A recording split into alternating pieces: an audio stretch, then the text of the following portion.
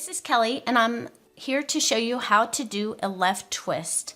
And left twists look beautiful when they're used with cables. They accent cables beautifully, and it's very simple to execute. So let me show you how to do this.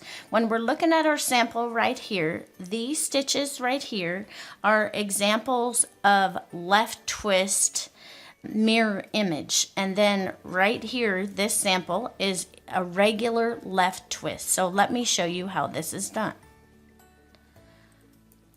I'm going to back up one stitch here.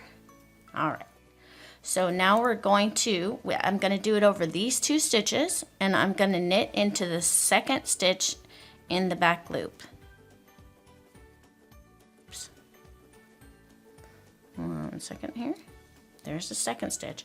Then I'm going to bring, without taking anything off your left hand needle, I'm going to bring my needles around to the front and knit into that first stitch.